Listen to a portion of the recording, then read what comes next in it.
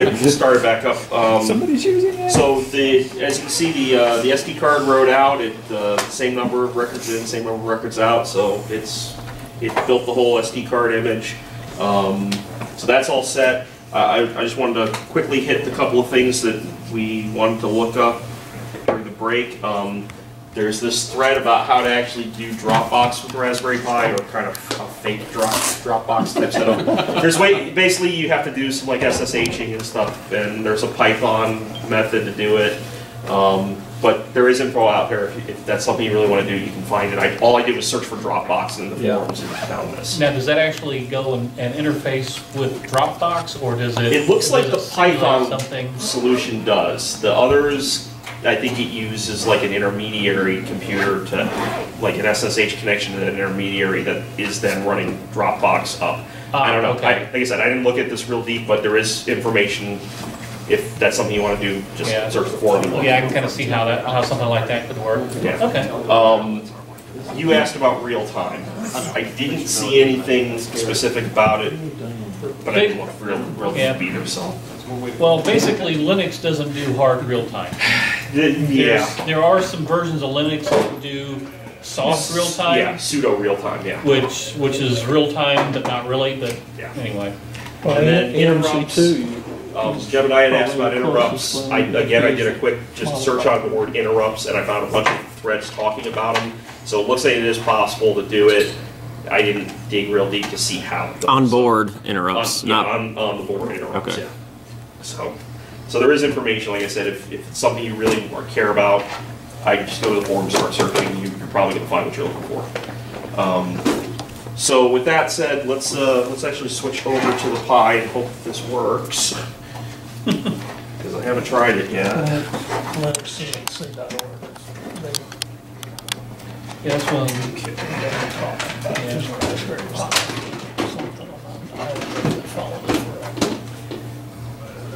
Yeah, I mean, with Linux, you can do some soft real time as long as you don't have hard, fast constraints on things that have to happen on an exacting schedule. It is rebooted. It's just Linux, just in general, is not deterministic enough. Well, having not used this with this projector, I don't know. That's why I'm also reaction is just too variable. Yeah, well, latency is way too long. And if the machine itself's got too much latency, you got a problem too. Yeah, that's why the x86 Intel thing sucks. It's never been good. You have to be careful because you can actually. There's three ways really to power two ways to power the Pi. Three actually. One, dedicated power supply like I'm doing, hooking it up over the USB, the micro USB jack. The second is you can actually feed the 5 volts directly into the GPIO pin. There's a 5 volt GPIO pin. Be very careful doing that because again, it's not protected in any way, shape, or form. So if you stick 6 volts in, you get magic smoke. The last way is there are actually some USB hubs where you can power the USB hub, have the you basically loop back the USB power from the hub back to the input on the micro USB input on the Pi. Not all USB hubs will do it though, and I've found that it's very flaky if you try doing it that way, so I don't recommend doing it. But if you boot up type sequences, just going through everything, bothers me.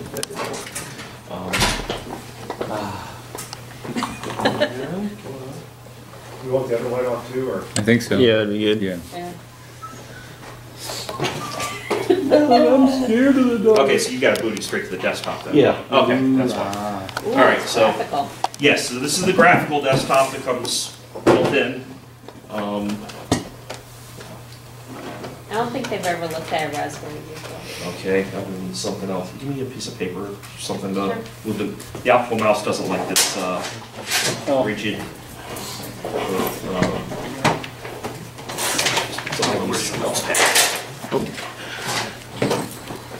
That's much better. Okay, so you'll see, and some of this is getting cut off a little bit just because of the projector. But you'll see that, you know, that the standard Raspbian image gives you basically the types of things you need if you're a starter. You get your terminal session. So now you got your command line. You can do all your standard Unix commands from there. Idle is your Python development environment. There's one for the Python 2.x and then one for Python 3. You got your reference information. Here's your web browser. Now, obviously, we're not hooked up to the network, so it's not going to work. But you'll notice that, like, loading the web browser, boy, that pegs the CPU, at least for a couple of seconds. But you have a web browser here. You can do some things from it. You know, obviously, plugins like Flash aren't going to work. You're probably not going to want to try and play videos through this using the desktop, just because it'll be too slow. But, you know, if you're trying to look up information as you're working on a piece of code, you can do it. It's not bad. As long as you... Forums and stuff. Yeah, exactly. You know, you're trying to find something on the web to explain how to do something. You can at least get to it and do those sorts of things. It's not good for multimedia rich. Yeah, I wouldn't like try to do tons of things with it. But as Len mentioned, you've got virtual desktop. It's got set up for 2 right now. So you can flip back and forth between desktops. So you can have lots of extra windows open if you want.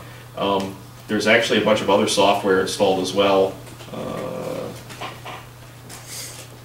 So you got a couple of different web browsers and a bunch of other software here. Cool.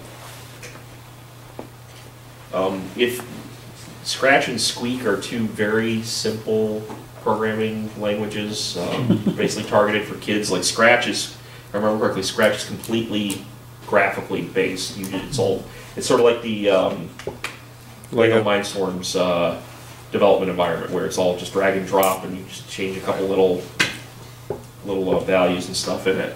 For a while, the Raspberry Pi Foundation was actually sponsoring a little competition. They had different age range groups for the competition who could make the best game for the Raspberry Pi. And there were kids 6 years old putting together Scratch program games. So, you know, like I said, the whole thing behind their thing is to try and boost people's interest in programming, get kids interested in programming at a young age, so that, you know, just kind of help educate computer education, especially in the UK. But they're also finding it like in developing countries like Africa or regions like Africa or Southeast Asia. It's such a low cost and low power device that it's something that they can get into the hands of kids there to do stuff. So, let's see, what else? Without an internet connection, there's not a whole lot I can do as far as updating software or anything like that. So let's say you were going to build a robot and use it. Okay, so if I was going to do this right now, you basically have your choice of languages on the Pi.